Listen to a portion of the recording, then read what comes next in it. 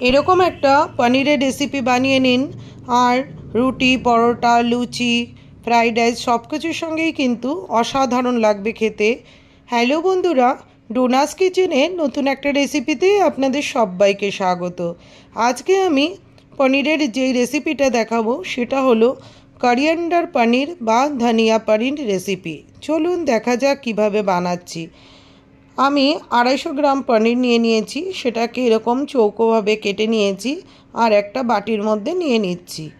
এর মধ্যে আমি দিয়ে দেবো 3 চামচের মতো দই। 3 চামচের মতো দই দিয়ে দিচ্ছি। তারপরে দিয়ে দেবো আদা, রসুন, কাঁচা লঙ্কার পেস্ট। এইবার দিয়ে দেবো হলুদ সামান্য, দিয়ে দিচ্ছি লেবুর রস, আর দিয়ে দেবো সামান্য লবণ। সব কিছু দেওয়ার পরে ভালো করে হাত দিয়ে কিন্তু পনিরগুলোর সাথে মিশিয়ে নিতে হবে, আর এটাকে আমি 15 মিনিটের জন্য ম্যারিনেট করে রেখে দেবো। এইবার প্যান বসিয়ে দিয়েছি গ্যাসে, তারপরে দিয়ে দিলাম সাদা তেল। তেলটা যখন গরম হয়ে যাবে তখন দিয়ে দিলাম গোটা জিরে, দিয়ে দিচ্ছি একটা তেজপাতা, দিয়ে দিলাম কুচনো পেঁয়াজ। পেঁয়াজটাকে একটু হালকা ভেজে নেব। তারপরে কিন্তু এর মধ্যে দিয়ে দেব 2 কাঁচা লঙ্কা কুচি। কাঁচা লঙ্কা বাটাও দিয়েছিলাম পনির যখন ম্যারিনেট করেছি, আপনারা আপনাদের মতো ঝালটা দেবেন। এবার কিছু কাজু নিয়ে নিয়েছি, পেস্ট করে নিয়েছি, সেটা এখন দিয়ে দেব। কাজুর পেস্টটা দেওয়ার পরে 2-3 মিনিটের মতো কিন্তু একটু রান্না করে নেব। এভাবে নাড়াচাড়া করে নিয়েছি। এইবার দিয়ে দিচ্ছি স্বাদ মতো লবণ। পনিরেও কিন্তু লবণ দেওয়া ছিল, তাই লবণটা কিন্তু বুঝে দিতে হবে। এখন দিয়ে দিলাম ম্যারিনেট করা পনিরটা, দিয়ে দিচ্ছি। এইবার 4 থেকে 5 মিনিটের মতো পনিরগুলোকে এপিট ওপিট করে ভালো করে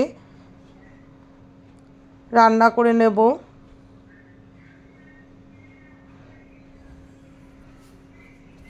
এইবার বেশ খানিকটা ধনেপাতা নিয়ে নিলাম মিক্সিতে, দিয়ে দিচ্ছি পুদিনা পাতা আর একটা কাঁচা লঙ্কা। আপনারা আপনাদের ঝালটা বুঝে দেবেন। পুদিনা পাতা যদি কারোর ভালো না লাগে তাহলে কিন্তু ওটা দেবেন না। আমার ফ্লেভারটা খুবই ভালো লাগে তাই আমি দিয়েছি। এবার এই পেস্টটা দেওয়ার পরে কিন্তু দেখুন একটু জল বেরিয়ে গেছে। দেওয়ার পরে এটাকে 4 থেকে 5 মিনিটের মতো ঢাকা দিয়ে ভালো করে রান্না করে নিয়েছি। এইবার দিয়ে দিলাম সামান্য একটু চিনি, আর নামানোর আগে কিন্তু দিয়ে দিতে হবে গোলমরিচ পাউডার। গোলমরিচ পাউডারটা দিলে কিন্তু দারুণ একটা ফ্লেভার আসবে, ভীষণই ভালো হয় খেতে। অবশ্যই আপনারা একবার ট্রাই করে দেখবেন। হয়ে গেছে আমার, আমি কিন্তু গ্যাসটা এবার বন্ধ করে দেবো আর ঢেকে রেখে দেবো 2 থেকে 3 মিনিট।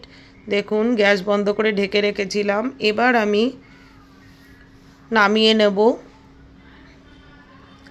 এবার আমি নামিয়ে নিচ্ছি। দেখুন কালারটা কিন্তু এখানে হলুদ লাগছে, তবে এটা লাইটের জন্য এরকম হচ্ছে। কালারটা এতটাও হলুদ ছিল না, এটা ক্যামেরা বা লাইটের জন্যই হচ্ছে। রেসিপিটা কিন্তু কেমন লাগলো অবশ্যই আপনারা আমাকে জানাবেন। সবাই ভালো থাকবেন, সুস্থ থাকবেন। ধন্যবাদ।